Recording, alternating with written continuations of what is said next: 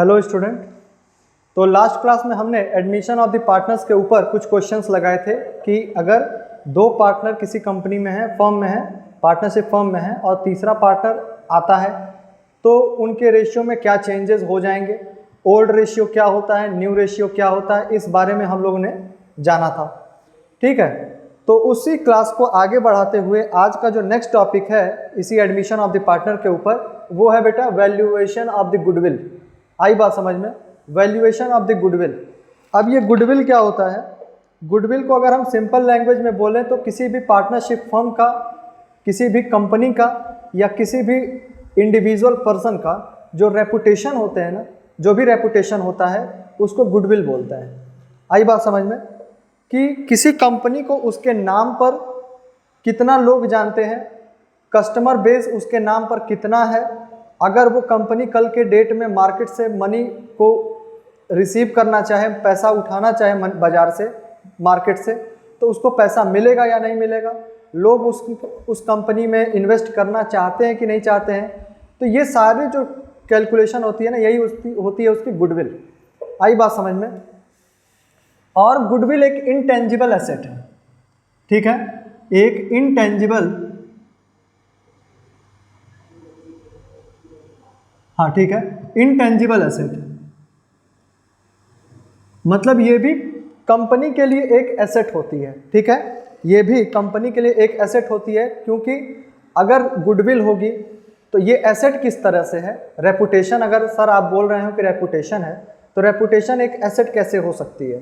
तो वो इसलिए हो सकती है कि अगर कल के डेट में फाइनेंशियली कुछ क्राइसिस आता है तो कंपनी क्या करता है, अपना शेयर जो है डिस्ट्रीब्यूट करती है। ठीक है, अलग अलग लोगों को इनवाइट करती है कि आप मेरे शेयर्स को परचेज करिए। तो जब कंपनी का रेपुटेशन होगा तभी तो उसमें लोग इन्वेस्ट करना चाहेंगे, उसमें शेयर्स उसका खरीदना चाहेंगे। आई बात समझ में? तो अगर शेयर खरीदते हैं तो क्या आएगा, पैसा ही तो आएगा, और वो जो कैश है वो कंपनी के लिए एक एसेट के रूप में काम करेगी। उस मतलब है तो वो लाइबिलिटी बेसिकली, लेकिन उस कैश से कंपनी अपने लिए एसेट खरीद सकती है, अपने फर्म को एक्सपेंड कर सकती है। ठीक है, तो इसलिए गुडविल जो है इनटेंजिबल एसेट होगा। आप 11th में पढ़े भी हो, गुडविल एक इनटेंजिबल एसेट है, ऐसा एसेट जिसको हम केवल टच नहीं कर सकते हैं, देख नहीं सकते हैं, लेकिन हाँ फील जरूर कर सकते हैं। आई बात समझ में? उसको हम फील जरूर कर सकते हैं, तो that asset is called intangible asset. अब ये जो गुडविल होती है, ये जो गुडविल होती है ये दो तरीके से एक्वायर किया जाता है। ठीक है, एक तो होता है सेल्फ जनरेटेड,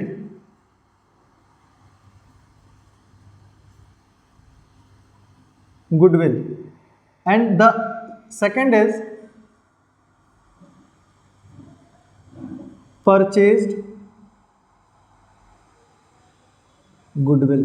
ठीक है, purchased goodwill, self generated goodwill और परचेज गुडविल अपने नाम से ही क्लियर है कि एक कोई कंपनी है, सपोज कि सेल्फ जनरेटेड में क्या होता है, एक कोई कंपनी है, सपोज कि पहल क्लासेस प्राइवेट लिमिटेड। ठीक है बेटा, ये एक कंपनी है। अब इसने क्या किया, अपना जो भी गुडविल है वो सेल्फ जनरेट किया है, वो उसने मेहनत किया, बच्चों को अच्छा रिजल्ट दिया, इसलिए क्या हुआ, इसकी गुडविल है मार्केट में, लोग इसे जान रहे हैं कि नहीं। ठीक है, इसमें टीचर्स ने मेहनत किया, इसके जो भी ओनर हैं उन्होंने मेहनत किया इसके ऊपर। ठीक है, तो ये जो भी गुडविल, अब जो गुडविल क्रिएट होगी इसकी मार्केट में वो सेल्फ जनरेटेड गुडविल है, क्योंकि इसने खुद से जनरेट किया है। ठीक है, वहीं अगर परचेज्ड गुडविल की बात करें तो मान लीजिए कोई और कंपनी है, हम उसका नाम दे देते हैं सपोज कि एपीसी लिमिटेड।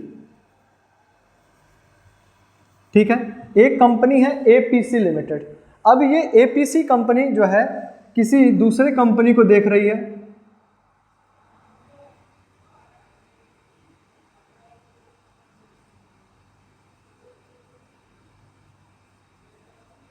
एक दूसरी कंपनी है प्रकाश लिमिटेड। प्रकाश लिमिटेड कंपनी एक अच्छी खासी कंपनी है, गुड कैपिटल है, गुड नेटवर्थ है, उसकी फाइनेंशियल बैलेंस शीट वगैरह सब कुछ प्रॉफिट में है, क्लाइंट्स अच्छे हैं, इसके कस्टमर्स बेस इसका अच्छा है। ठीक है, तो क्या हुआ, कि इसने इसको एक्वायर कर लिया, लेकिन किसी कारण से क्या हो रहा है, किसी कारण से प्रकाश लिमिटेड जो है वो सेल होना चाह रही है, अपने आप को बेचना चाह रही है।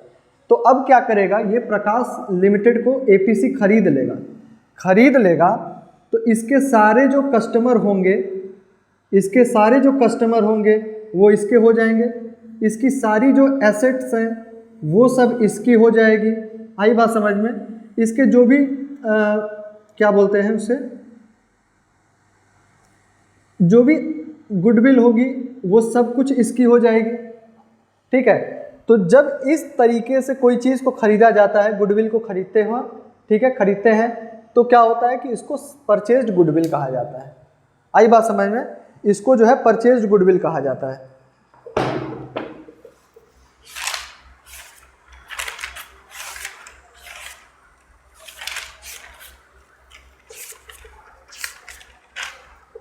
अब क्या है कि गुडविल को कैलकुलेट करने के भी तरीके होते हैं।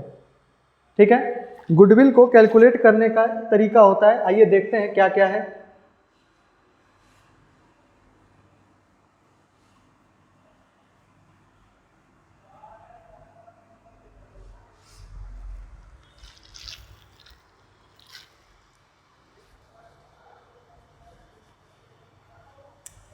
लिखिएगा साथ साथ, मेथड ऑफ कैलकुलेशन ऑफ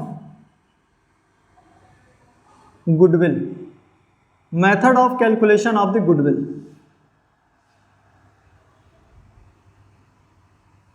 और इससे आगे बढ़ने से पहले एक चीज़ हम बताना चाहते हैं, आप लोग से कहना चाहते हैं कि YouTube पर जो भी चीज़ें आपको मिल रही हैं सीरीज़, वो तो ठीक है, लेकिन अगर आप उसको इन डेप्थ थोड़ा पढ़ना चाहते हो, ठीक है, अब कॉमर्स का मतलब केवल बीकॉम तक ही नहीं होता है, कॉमर्स का मतलब ये भी होता है कि आप आगे चल के सीए, सीएस या सीएमए की कोर्सेज ज्वाइन करिए और उसके लिए प्रिपेयर करिए, और उसके लिए अभी से आप लोगों को प्रिपेयर करना पड़ेगा। आई बात समझ में? तो अगर आप ये चाहते हो कि इस क्लासेस को, अगर आपको अच्छा लग रहा है और इस क्लासेस की एक डिटेल्ड क्लास चाहते हैं, आप ये चाहते हैं कि हम इसको प्रॉपर वे में पढ़ें, तो आप हमारे ऑनलाइन ऐप को भी डाउनलोड कर सकते हो। ठीक है, आप उसका लिंक हम डिस्क्रिप्शन में डाल देंगे। ठीक है, तो पहल क्लासेस की ऑनलाइन ऐप जो है, ऐप है, उसको आप डाउनलोड करिए और उस पर आप लोग मतलब जो भी क्लासेस हम लोग करेंगे उस पर ऑनलाइन क्लासेस होगी, एकदम ये लगेगा कि आप क्लास में ही बैठे हो, सारे क्वेश्चंस आपको डिटेल्ड होंगे। ठीक है, सारा कॉन्सेप्ट आपका क्लियर किया जाएगा, ताकि आपका उद्देश्य केवल बीकॉम, ये 12th के बाद से केवल बीकॉम तक या एमकॉम तक सीमित न रहे। आप आगे चल के सीए के लिए एनरोल कराओगे तो उसके लिए आपको अभी से अकाउंट्स बहुत अच्छा प्रिपेयर करना पड़ेगा। अगर आप सीएमए के लिए एनरोल कराना चाहते हो तो उसके लिए भी आपको सीएमए में और सीए में केवल न्यूमेरिकल्स है, ज़्यादातर 70% कोर्सेज जो है ना वो न्यूमेरिकल्स है। तो उसके लिए आपको अभी से अकाउंट्स को पूरा स्ट्रॉन्ग करना होगा, और उसके लिए ज़रूरी ये है कि आप हमारे ऐप को डाउनलोड करिए और आप उस पर एनरोल कराइए, तो आपकी ऑनलाइन क्लासेस भी चलती रहेगी साथ साथ। और अगर कोई डाउट होता है तो हम उस पर बाकायदा क्लियर कर देंगे, जो भी नोट्स होंगे सारे नोट्स प्रोवाइड होगा टाइम टू टाइम। ठीक है, तो आपको डिस्क्रिप्शन में लिंक दिया जाएगा। तो अब आगे चलते हैं। तो method of the calculation of the goodwill का मेथड क्या है बेटा? फर्स्ट मेथड ये है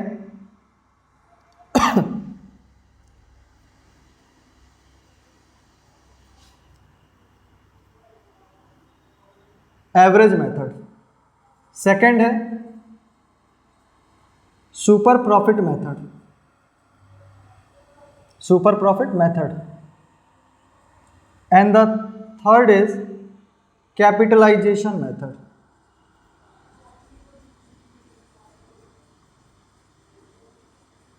ठीक है, 3 मेथड होते हैं, और भी बहुत सारे होते हैं, जब आप आगे चल के पढ़ोगे, जब बीकॉम वगैरह में जाओगे, एमकॉम में जाओगे, तो ये आएगा। तो पहला मेथड होता है एवरेज मेथड, दूसरा है सुपर प्रॉफिट और तीसरा है capitalisation.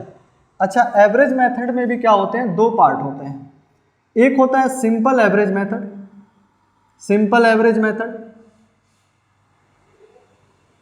And the second is weighted average, weighted average method.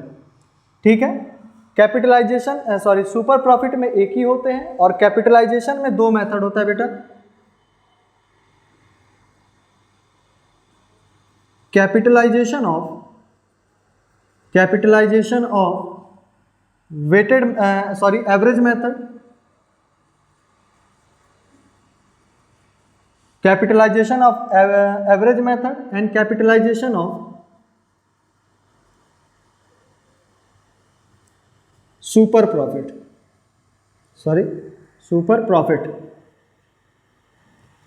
ठीक है, तो ये तीन मेथड होते हैं, तीन में इसमें दो हैं और इसमें भी दो हैं। हम लोग बारी बारी सबको देखेंगे। ठीक है, इतना पहले नोट कर लीजिए, फिर आगे चलते हैं।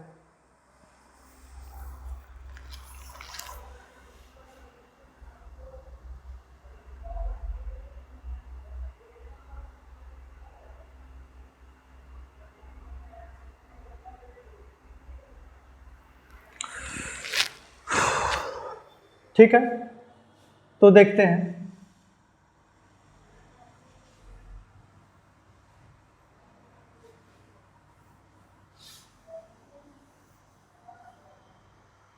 पहला मेथड है आपका, first is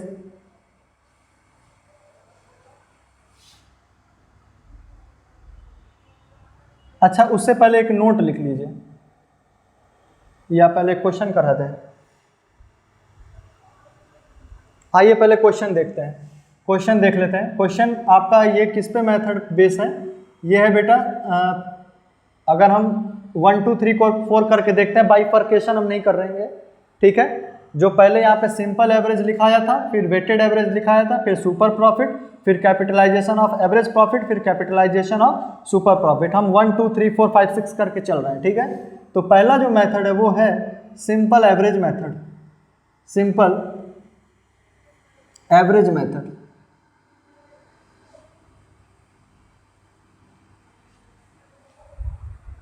simple average method में सपोज कि एक कंपनी है, क्वेश्चन, इसमें क्वेश्चन लिखिएगा, क्वेश्चन लिखिएगा,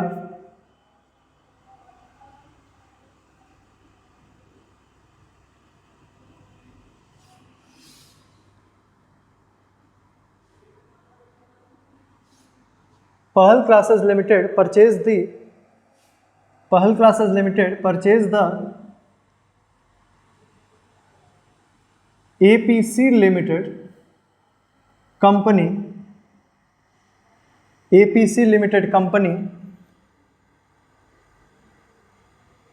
for 3-year purchase price, for the 3-year purchase price, यहीं लिख देते हैं, चलो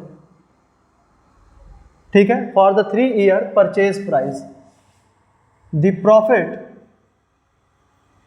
profit of APC limited for 5 years are given below.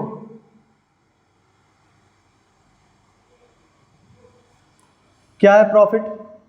मान लीजिए कि फर्स्ट ईयर में, पहले साल में, ये 1 2 3 4 नहीं है, ये पहला साल है। फर्स्ट ईयर में मान लीजिए कि 20,000 का प्रॉफिट हुआ था, दूसरे साल में 70,000 का, तीसरे साल में 50,000, फोर्थ ईयर में 25,000 एंड फिफ्थ ईयर में 35,000। ये है APC लिमिटेड का प्रॉफिट और ये है इसका ईयर।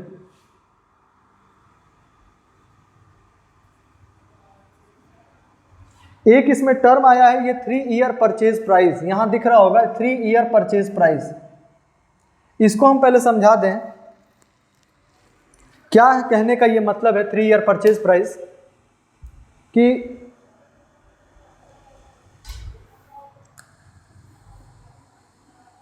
जैसे मान लो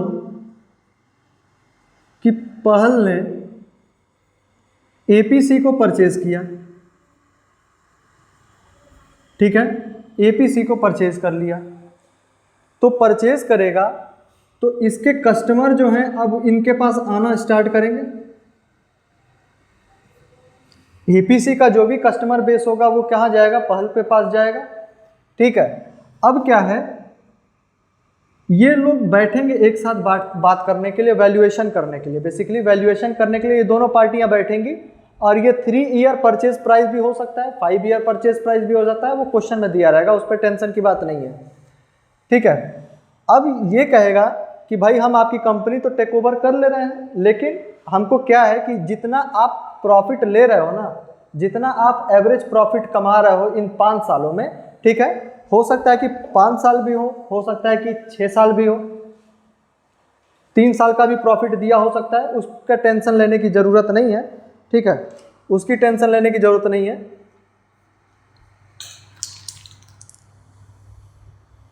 तो 3 ईयर परचेज प्राइस का मतलब ये होता है कि कितने दिनों तक हम वो प्रॉफिट कमाएंगे। सपोज कि मान लो इसका एवरेज प्रॉफिट निकल के आ रहा है 5 साल का, average 5 year profit, average 5 year profit कितना निकल के आ रहा है, सपोज चलो ठीक है 5 लाख रुपीज़ का निकल के आ रहा है, ठीक है, 5 लाख रुपए का प्रॉफिट निकल के आ रहा है। तो पहल ये कहेगा कि भाई हम ये जो 5 लाख रुपया आप 5 साल में कमाए हो, हमको इसको कमाने में कितना समय लग जाएगा, हमको इसको कमाने में 3 साल का समय लग जाएगा। ऐसा क्यों? क्योंकि जब कोई एक नई कंपनी जो है, या कितने साल तक हम इस प्रॉफिट को रिटेन कर सकते हैं, ठीक है, कितने साल तक हम कमा सकते हैं। तो जैसे क्या है कि जब इसकी कंपनी जब ये टेक ओवर करेगा तो मैनेजमेंट चेंज होता है, मैनेजमेंट चेंज होने के कारण उसके जो भी डिसीजन मेकिंग में, चाहे उसके वर्किंग मॉडल में चेंजेस आएंगे, ठीक है। भाई इसने पहल ने टेक ओवर किया तो जाहिर सी बात है कि एपीसी का मैनेजमेंट पहले कुछ और था, वर्किंग मॉडल कुछ और था, अब वो चेंज हो जाएंगे।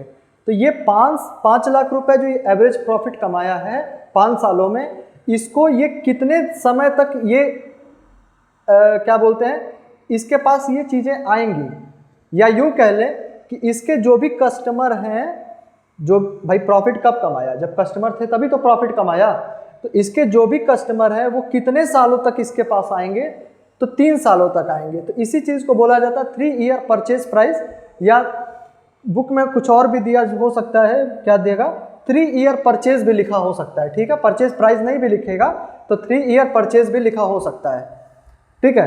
तो इसके कस्टमर इसके पास कितने सालों तक आ सकते हैं, तो 3 सालों तक आएंगे, ठीक है, क्योंकि जब मैनेजमेंट चेंज होता है ना, ठीक है, तो जब एक कंपनी दूसरा कोई कंपनी टेक ओवर कर लेता है, एक कंपनी को, ओल्ड कंपनी को जब नई कोई कंपनी टेक ओवर करती है, तो कुछ दिनों तक उस चक्कर में लोग जाते हैं कि हो सकता है कि चीज़ें सेम मिलती हों, लेकिन जैसे जैसे जैसे जैसे भाई प्रोडक्ट में डिफरेंस आने लगेगा, ठीक है, तो कस्टमर वहाँ से मूव ऑन करने लगते हैं कि अरे अच्छा नहीं है भैया, अब वो पुराना वाला बात नहीं रह गया है, ठीक है।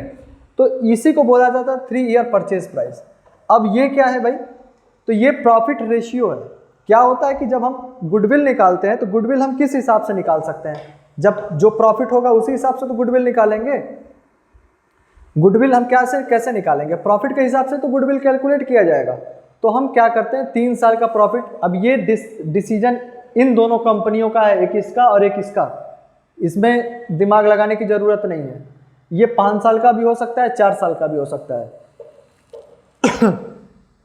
आई बात समझ में? तो 5 साल का प्रॉफिट लिया और 5 साल के प्रॉफिट का हमने क्या निकाल दिया, एवरेज निकाल दिया, ठीक है। 5 साल के प्रॉफिट का क्या निकाल दिया, एवरेज निकाल दिया, और उस एवरेज से हम इस 3 ईयर परचेज प्राइस को मल्टीप्लाई कर देंगे तो हमारा जो है गुडविल की जो वैल्यू है वो निकल के आ जाएगी, ठीक है।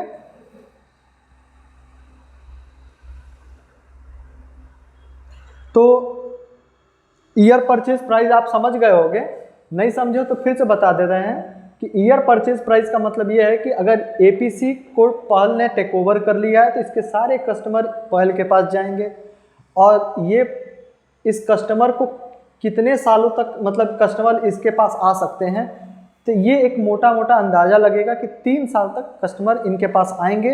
या यूँ भी कह लो कि ये जो 5 लाख का प्रॉफिट है ये कितने दिनों तक कमा सकता है, तो ये 3 सालों तक कमा सकता है। ये जो 5 लाख का एवरेज प्रॉफिट आया है ये इस 3 सालों तक कमा सकता है, ठीक है। तो इसी को बोलते हैं ईयर परचेज प्राइस या ईयर परचेज। अब हम सिंपल प्रॉफिट की अगर हम बात कर रहे हैं, सिंपल एवरेज प्रॉफिट की बात कर रहे हैं, ठीक है, आप भी 1 2 3 लिख लेना।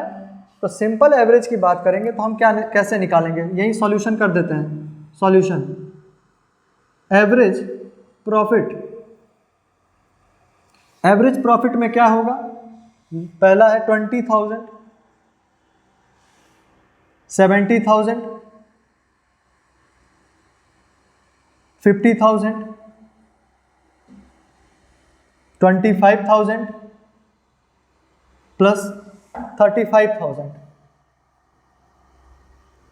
डिवाइड बाई कितना है 1 2 3 4 5, तो 20 70 तो 90 हो गया, 50 25 35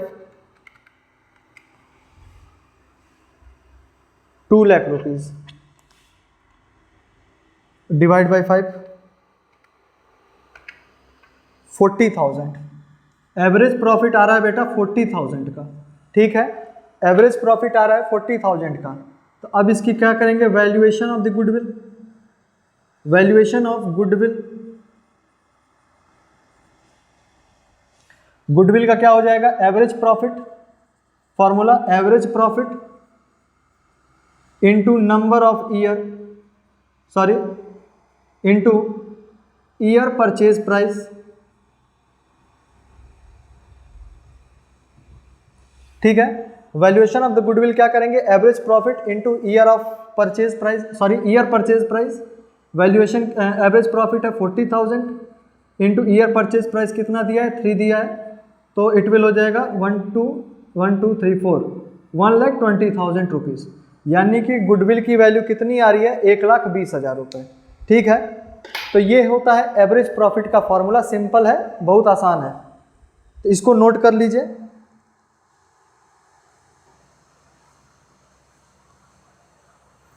चलिए हो गया होगा मेरे ख्याल से।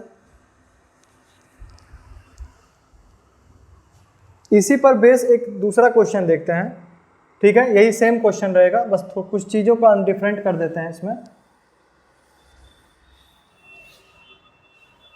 क्वेश्चन नंबर 1 था, क्वेश्चन नंबर 2 डाल दीजिएगा, और क्वेश्चन नंबर 2, और कुछ फिगर हम चेंज करना चाहेंगे।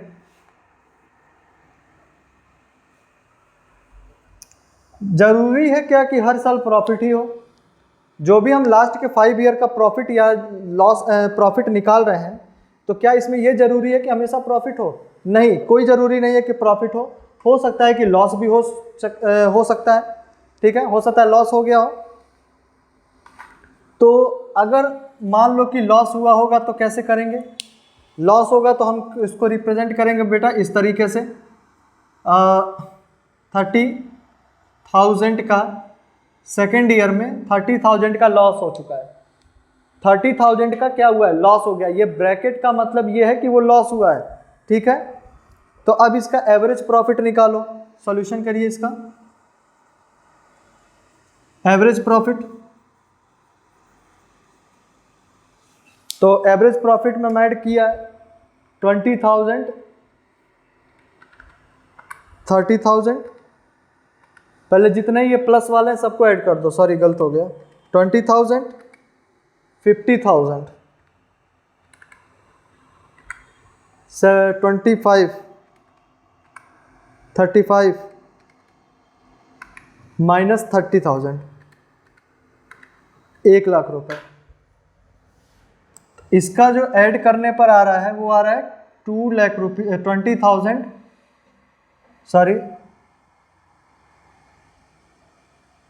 क्या करें इसको, चलो इसको पहले इसको लिख देते हैं, प्लस 50,000, 25,000, 35,000 माइनस 30,000, इसका बेटा आ रहा है ऐड करने पर 1,00,000 रुपए, 1,00,000 डिवाइड बाई 5, 20,000, तो इसका एवरेज प्रॉफिट आ रहा है कितना 20,000 रुपीज। तो valuation of the goodwill, value of goodwill will be, value of goodwill is average profit, average profit into year purchase price, यानी एवरेज प्रॉफिट कितना है 20,000, इंटू ईयर परचेज 3 यानी कि 60,000। ठीक है, पहले शायद 1,20,000 आ रहा था, अब 60,000 आ रहा है। ठीक है, तो देखिए एक लॉस हुआ तो वैल्यू गुडविल की क्या हो गई, डिक्रीज हो गई। ठीक है, तो ये दो क्वेश्चन हैं जो एवरेज प्रॉफिट मेथड पर आते हैं, नोट कर लो, फिर इससे रिलेटेड कुछ बातें करते हैं। ठीक है, मेरे ख्याल से नोट कर लिया होगा, नहीं भी है तो पॉज करके आप लोग नोट कर लीजिए और सब्सक्राइब करो बच्चा, अपने ग्रुप में शेयर करिए इसको।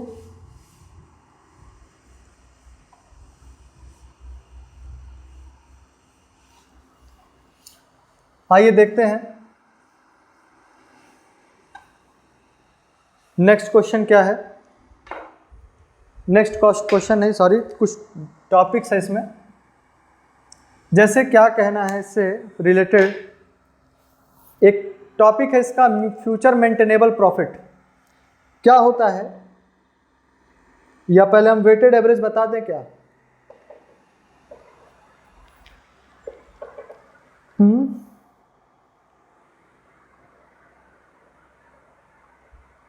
आइए चलिए पहले वेटेड एवरेज देख लेते हैं, क्योंकि उससे रिलेटेड ही है वो टॉपिक। ठीक है, तो पहले हम वेटेड एवरेज देख लेते हैं।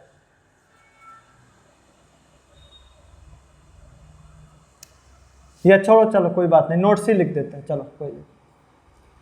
नोट्स में क्या है, बात हमारी ये कहने की है इतनी सी कि 5 साल का प्रॉफिट निकाले चाहे 3 साल का प्रॉफिट निकाले, अगर पहल ने ये कहा एपीसी लिमिटेड से, अगर पहल ने ये कहा कि भाई आपका 5 साल का प्रॉफिट क्या है, एपीसी ने बोल दिया कि ये प्रॉफिट है, तो क्या कोई भी आंख मूंद के विश्वास कर लेगा? नहीं करेगा। ठीक है, नहीं करेगा। क्यों? मान लीजिए कि एपीसी ने लिखा कि इसका हम 3 साल का ही प्रॉफिट लेते हैं या 4 साल का लेते हैं। मान लीजिए पहले साल में इसका प्रॉफिट था 90,000,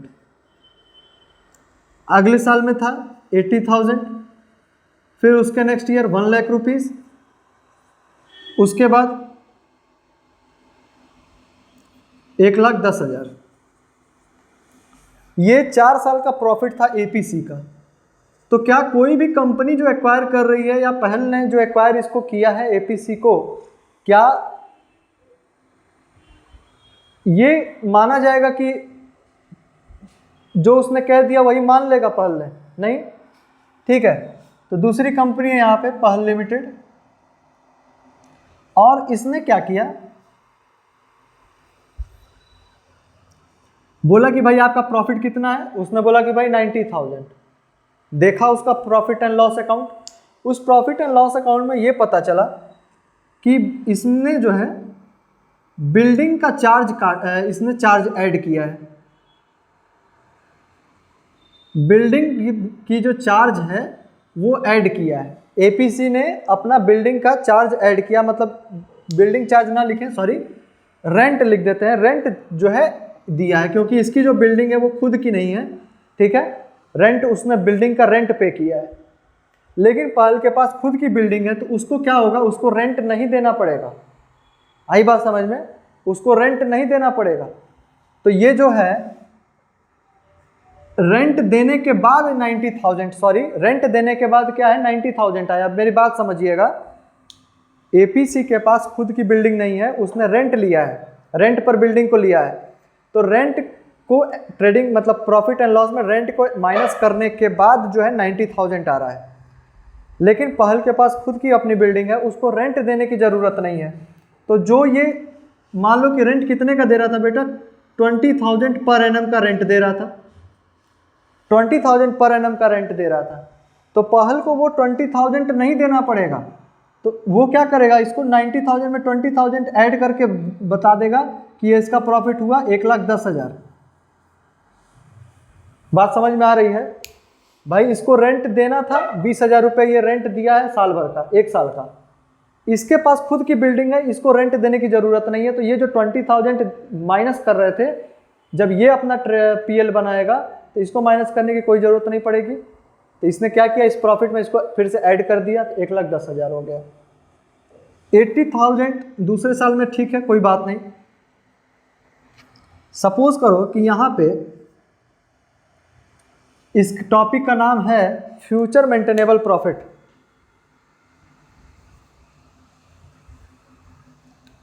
बेसिकली फ्यूचर मेंटेनेबल प्रॉफिट, यानी कि भविष्य में प्रॉफिट को मेंटेन करने के लिए क्या क्या चीज़ें हमको लगेंगी, ठीक है। तो अब 1,00,000 रुपए जो तीसरे साल में इसको फ़ायदा हुआ है, उसमें क्या हो गया कि हाँ एक चीज़ भूल रहे थे, 80,000 सेकेंड ईयर में है। इस 80,000 में क्या हुआ था कि लॉस हो गया था, लॉस बाय फायर हो गया था। कितने का सामान जल गया था? तो 30,000 का सामान, 30 नहीं, मान लो कि 10,000 का सामान डिस्ट्रॉय हो गया था।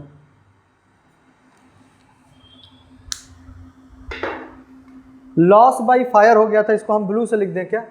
चलो ब्लू से ही लिख देते हैं। सेकेंड ईयर में क्या हुआ था? लॉस बाय फायर हो गया था। इससे क्या हुआ था कि 10,000 की जो गुड्स है वो जल के खत्म हो गया। तो जब लॉस बाय फायर हो चुका है और प्रॉफिट एंड लॉस अकाउंट इसने बना करके 80,000 प्रॉफिट निकाला है, इसका मतलब ये है कि ये 10,000 भी ऑलरेडी माइनस हो चुका होगा। भाई लॉस बाय फायर तो दिखाएंगे ना, तो 10,000 रुपये माइनस हो गया। अभी एक बात बताओ कि क्या पहल जब इसको एक्वायर करेगी तो उसके भी गोडाउन में आग लग जाएगी क्या? नहीं, जरूरी नहीं है। ये एक इंसिडेंट है, एक्सीडेंट हो गया है भाई, तो इसमें हम क्या करेंगे, इसको ऐड नहीं करेंगे, इसको हम फिर से इसमें क्या करेंगे, ऐड बैक कर देंगे। यानी कि 80,000 प्लस 10,000 विल 90,000, यानी कि उस साल प्रॉफिट कितना होगा आपका? 90,000 का प्रॉफिट माना जाएगा। बात समझ में आ रही है? लॉस जो 10,000 का इनको हो गया है, ये गलती से हो गया है, ये हमेशा नहीं होता है, ये एक्सीडेंटली हो जाते हैं चीज़ें। तो इसको नहीं कंसीडर किया जाएगा, इसको प्रॉफिट में ऐड किया जाएगा कि आपको 90,000 का ही प्रॉफिट हुआ है, हमारे लिए तो 90,000 ही है। भाई हम लेंगे तो हम आग नहीं लगने देते, या हमारे यहाँ जरूरी नहीं है कि हम भी लेंगे तो आग लग जाएगी, ऐसा तो है नहीं, इसको नहीं करते। यहाँ देखते हैं यहाँ पे क्या हुआ कि यहाँ पर एपीसी को कुछ वो हो गया, क्या बोलते हैं, एपीसी को कुछ गेन हो गया है। गेन हो गया है कैसे? गेन बाय बेटिंग या म्यूचुअल फंड या कुछ इन्वेस्टमेंट किए थे, ठीक है। Gain by betting, mutual fund या इन्वेस्टमेंट, ठीक है। गेन हो गया है, बेटिंग किए होंगे तो उससे कुछ पैसा आ गया, या म्यूचुअल फंड में लगाए थे, अच्छा रिटर्न दिया, विड्रॉल कर दिया तो उससे फ़ायदा हो गया, या कंपनी है पैसा ज़्यादा आ गया होगा, उसने कंपनी ने कहा कि चलो एक काम करते हैं, ज़मीन खरीद लेते हैं, ज़मीन प्लॉट खरीद के छोड़ देते हैं। प्लॉट खरीदने के बाद उसको बेच दिया, बेचने पे क्या हुआ, प्रॉफिट हो गया। तो एक बात बताइए कि अगर एपीसी भी एक एजुकेशनल इंस्टीट्यूट है और पहल भी एक एजुकेशनल इंस्टीट्यूट है, तो क्या इनका जो ये प्रॉफिट आया है ये क्या एजुकेशनल से रिलेटेड है? क्या बेटिंग एजुकेशन है, म्यूचुअल फंड एजुकेशन है, इन्वेस्टमेंट कहीं खरीद लेना बेच देना वो इन्वेस्टमेंट एजुकेशन है? नहीं है। तो इससे जो गेन होगा ना, मान लो कि गेन कितने का हो गया है, 30,000 का गेन हो गया है, तो ये उस बिजनेस से रिलेटेड जो गेन है वो नहीं है, ये 30,000 एक्सटर्नल गेन है। और जब ऐसा होगा तो हम इसको अपने जब प्रॉफिट कंसीडर करेंगे ना, जब हम अपने लिए प्रॉफिट कंसीडर करेंगे तो हम इसको उसमें क्या बोलते हैं इन्वॉल्व नहीं करेंगे, ऐड नहीं करेंगे। तो 1,10,000 रुपये में से अगर हम 30,000 को माइनस कर दें तो आएगा बेटा 11 में 3 8, 80,000 रुपीज़ मेरा प्रॉफिट आएगा, ठीक है। 1,10,000 में से 30,000 का ये जो प्रॉफिट हो रहा है ना, ये इनको इन चीज़ों से हो रहा है। अब जरूरी नहीं है कि भाई हम भी म्यूचुअल में डालेंगे, हम भी इन्वेस्टमेंट करेंगे, हम भी बेटिंग करेंगे, भाई हमें नहीं करना है, ठीक है, हम नहीं मानेंगे उसको। तो ये जो 1,10,000 का हुआ है ना, इसमें आपका ये 30,000 इंक्लूड है। हम नहीं मानेंगे कि ये 30,000 इससे हुआ है। जो भी बिजनेस से रिलेटेड प्रॉफिट या लॉस होगा, हम केवल उसे ही कंसीडर करेंगे। इसलिए मैंने क्या किया, 111 में से 30,000 को माइनस कर दिया, and then I will get 80,000 rupees, and that will be my accurate profit. Okay, तो these are the some condition.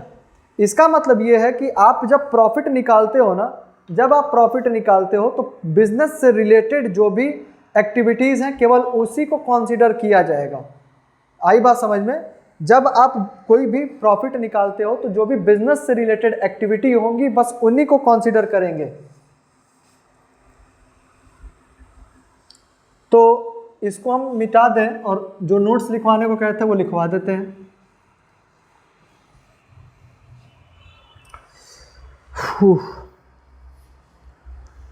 चलिए, इसमें पहला जो पॉइंट है बेटा,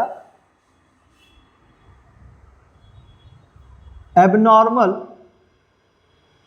गेन में क्या क्या आ जाता है? Betting, investment etcetera. जो भी विंडफॉल गेन होते हैं, मतलब रातों रात कोई लॉटरी लग गई, बेटिंग किया, इन्वेस्टमेंट कर दिया, तो जो भी एबनॉर्मल गेन होता है will be subtracted from the given profit,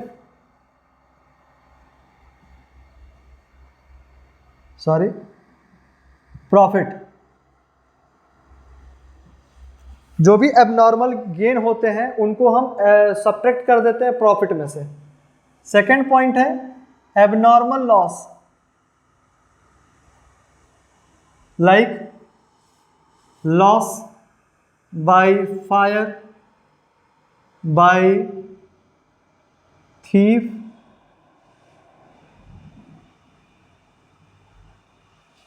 ठीक है, फ्लड। जो भी एबनॉर्मल होंगे, जो आपके कंट्रोल में नहीं है, कंपनी के फर्म के कंट्रोल में नहीं है, अगर उससे कुछ लॉस होता है, abnormal loss will be added back to the given profit.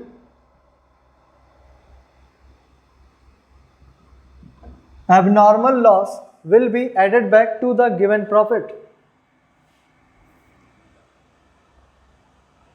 ठीक है, तो ये दो पॉइंट थे।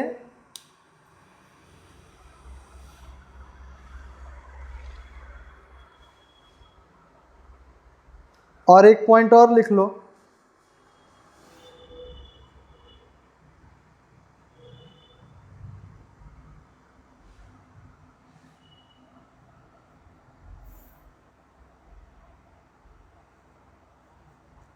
all expenses or income related to business activity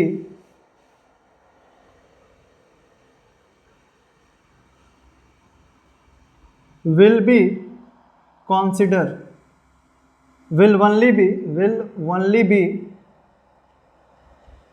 only consider। ठीक है, मतलब कि जो बिजनेस एक्टिविटी से रिलेटेड अगर कोई इनकम या एक्सपेंस हो रहा है तो उसी को हम कंसीडर करेंगे। ठीक है, अगर उनके पास बिल्डिंग है, अगर हमारे पास भी है, तो हम उसको उस हिसाब से देखेंगे। अभी एक लिख लीजिए, अभी जब इसका क्वेश्चन हम कराएंगे ना, चूंकि ये वेटेड एवरेज से रिलेटेड है, उसी से रिलेटेड है, तो उसको हम कराएंगे। अभी देखते हैं, आपने इतना नोट कर लिया होगा, नोट कर लो, फिर आगे इसको मिटा के हम वेटेड एवरेज कराते हैं। ये सारा पॉइंट वेटेड एवरेज का ही है।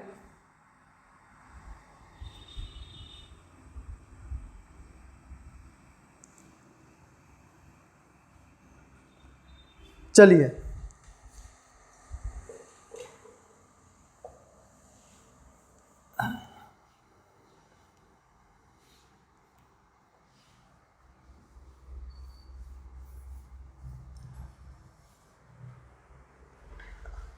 क्वेश्चन नंबर 2 हो गया था, क्वेश्चन नंबर 3 देखते हैं। नहीं, क्या था वो, मेथड सेकंड, मेथड सेकंड है कौन सा, वेटेड एवरेज मेथड। ठीक है, weighted average method. Weighted average method में क्या होगा,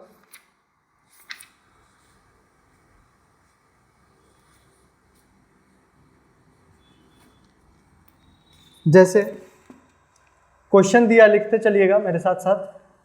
क्वेश्चन नंबर 3, 2017, 18, 19, 20, 21। प्रॉफिट क्या है इसका, 43,000, 50,000, 50 to 65, 65 एंड 85। ठीक है, और इसका वेट दिया गया है, कह रहा है कि क्वेश्चन तो ये हो गया, वेट इज गिवन 1 2 3 4 5, 1 2 3 4 5। ठीक है,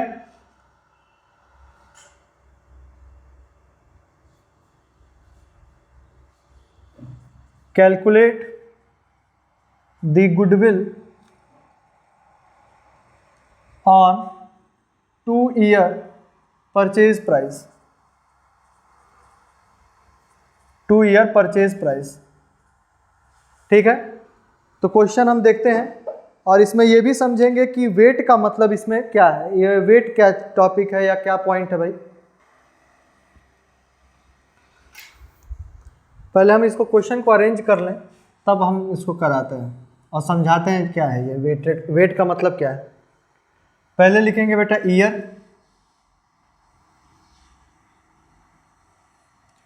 2017, 18, 19, 20, 21। Then profit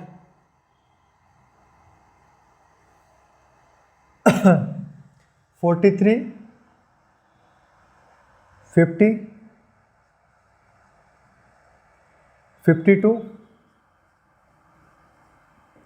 65, 85। वेट 1 2 1 2 3 4 5।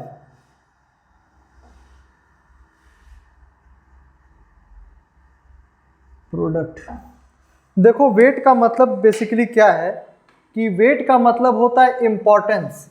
ठीक है, इंपॉर्टेंस। ठीक है, वेट का मतलब क्या होता है, इंपॉर्टेंस। जैसे कोई एक टास्क करने के लिए, कोई एक काम करने के लिए किस चीज़ का ज़्यादा इंपॉर्टेंस है, मतलब अगर हम इसको इस तरीके से समझाएं आपको कि वेट का मतलब क्या होगा।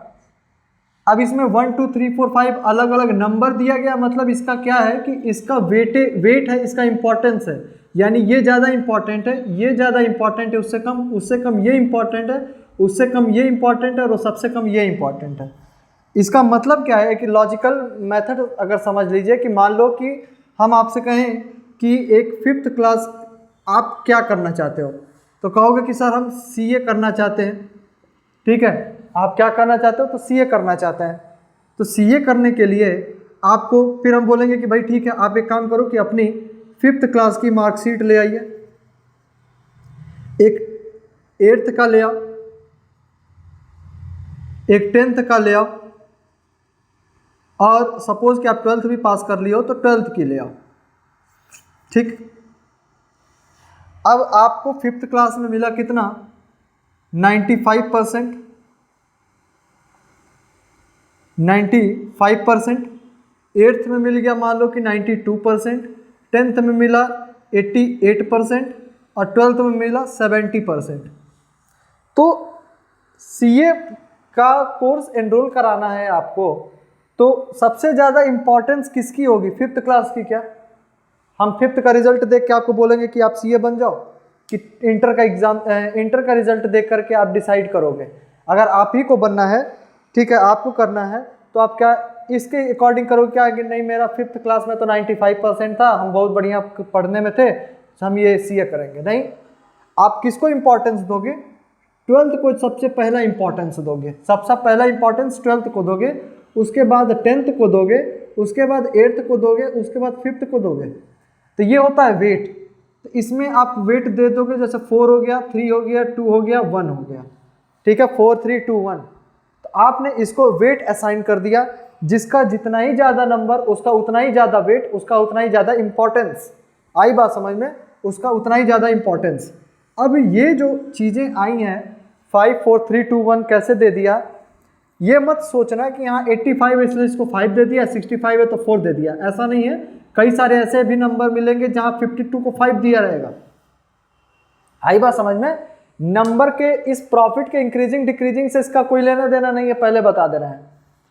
इसका बेसिकली बस फंडा ये है कि हो सकता है कि ये 85,000 जो प्रॉफिट इन्होंने अर्न किया है उस वक्त, उस साल 2021 में, उस साल सिचुएशन बड़ी एडवर्स रही होगी, बहुत डिफिकल्टी रही होगी, तब जाके 85 आया है, तो उसको 5 का वेटेज दे दिया। आई बात समझ में? तो ये होता है, इसमें आपको वेट दिया रहेगा कि ये वेट दिया है। अगर नहीं दिया है बुक में और फिर भी कह रहा है कि वेटेड एवरेज प्रॉफिट निकालो, तो आप इसी क्रम में 1 2 3 4 5 लिख दोगे, क्रम में 1 2 3 4 5 लिखोगे, ठीक है। जो जितना ही ज़्यादा रिसेंट होगा वो उतना ही ज़्यादा वेटेड होगा, इंपॉर्टेंट होगा, ठीक है। तो अब हमने क्या करना है? प्रोडक्ट करना है। किसका करना है? तो प्रॉफिट का और वेट का प्रोडक्ट करना है। तो प्रॉफिट और वेट का प्रोडक्ट करेंगे तो ये हो जाएगा बेटा 43,000, 52 या 1 लाख रुपीज, 3 2 जा 6, 5 3 जा 15, 1 2 3 000, 20 का 2 25 26 और 5 5 25 का 5 2 40 41 42, इतना हो गया। अब क्या करेंगे बेटा? इसके नाम पे देखो कि कह रहा है कि वेटेड एवरेज मेथड, यानी कि इस वेट का एवरेज निकालना है। वेट तो निकालना ही है, उसका एवरेज भी निकालना है। तो एवरेज कैसे निकालेंगे? इसको पहले आप ऐड कर दीजिए, कितना आएगा इसका? 5 + 4 9, 10 11 12 13 14 15 आएगा इसका, ठीक है, ठीक है 15 आएगा। इसको देखते हैं भाई, 4 2 5 000 26 40 156 30 1 लाख रुपीज, 43,000। इट विल 984 000, ठीक है। तो एवरेज वेट निकालिए इसका। एवरेज वेट यानी दिस डिवाइड बाय दिस, यानी कि product divide by number of year, number of weight 984 000 divide by 15। तो 15 से डिवाइड करिएगा, क्या आएगा? 65600। It is 65600। आई बात समझ में? अब वैल्यूएशन ऑफ द गुडविल करिए। वैल्यूएशन ऑफ गुडविल, तो वेटेड एवरेज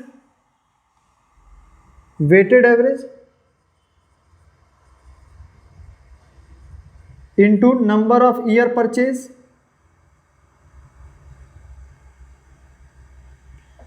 तो कितना आ रहा है 65600 into number of year purchase कितना बोल रहा है 2 ईयर बोल रहा है 2 year purchase price into 2 then it is 6 2 जा 12 का 1 10 11 का 1 12 13 00 यानी कि 1,31,200 ये जो आ रहा है मेरा गुडविल की वैल्यू इतनी आ रही है 1,31,200 रुपये।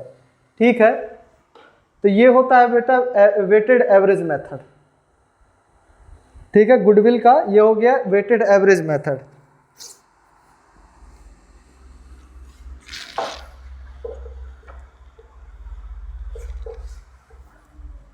लिख लो।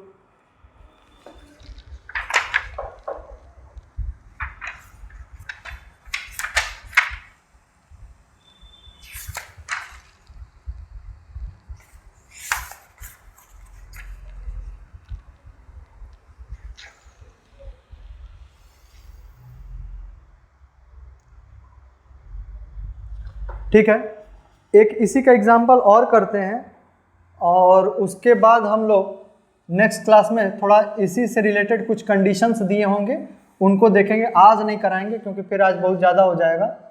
एक इसी का एक और क्वेश्चन देखते हैं। वेट का मतलब समझ गए होंगे, इंपॉर्टेंस बोलते हैं, इंपॉर्टेंस को ही वेट बोला जाता है।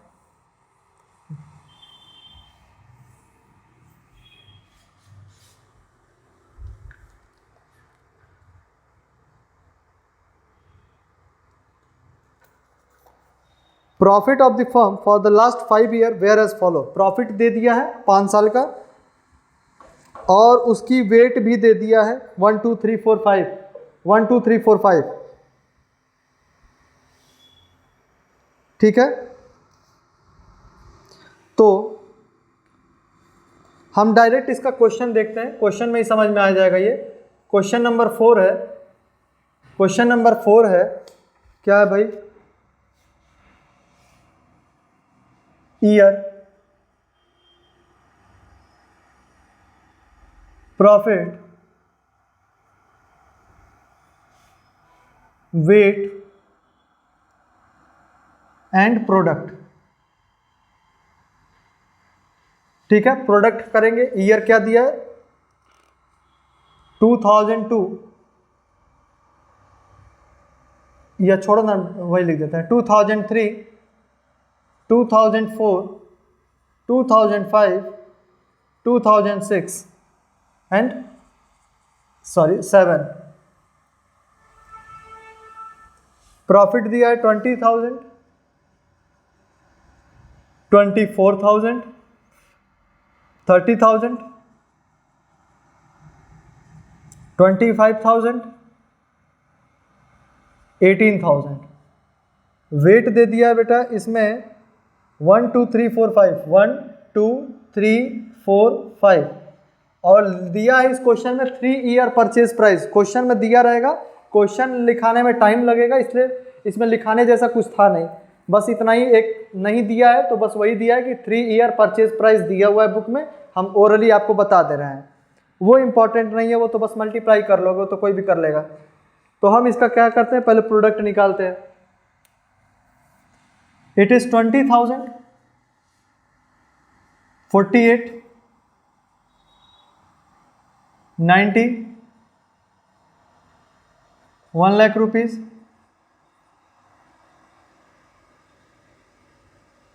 और 18 5 जा 90।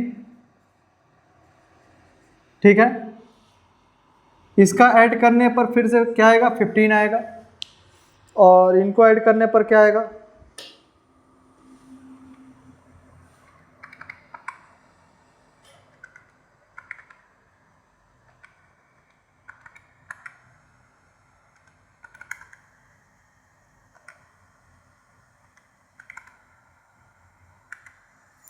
348,000। यह आएगा बेटा 348,000। तो इसका एवरेज वेट निकालेंगे। एवरेज वेट यानी कि 348,000 डिवाइड बाई 5, 5 6 जा 30, 5 9 जा 45, 5 से 30, 00, 69600। ये तो आ गया इसका wait, average weight.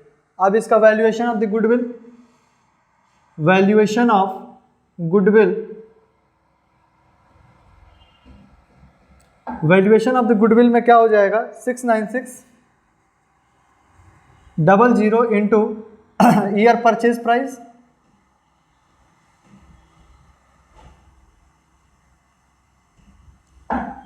Six 69600 into year purchase price क्या दिया था, 3 ईयर दिया था शायद ना, हाँ 3 ईयर परचेज प्राइस दिया है, इंटू 3 कर देंगे तो आ जाएगा 18 का 1, 27 28 कैट कैरी 2, 19 21।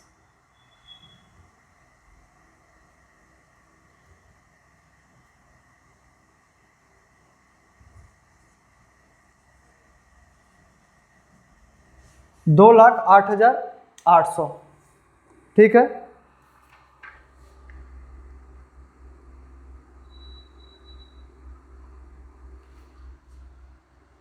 ओहो सॉरी, यहाँ गलत हो गया है, यहाँ गलत हो गया है, रुक जाओ, 15 से डिवाइड करना था ना,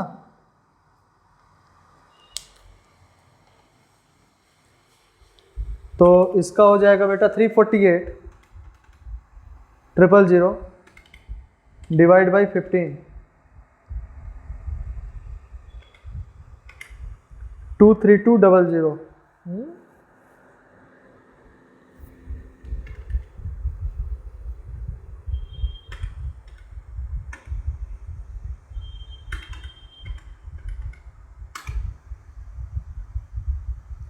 इसका आएगा 23200, तो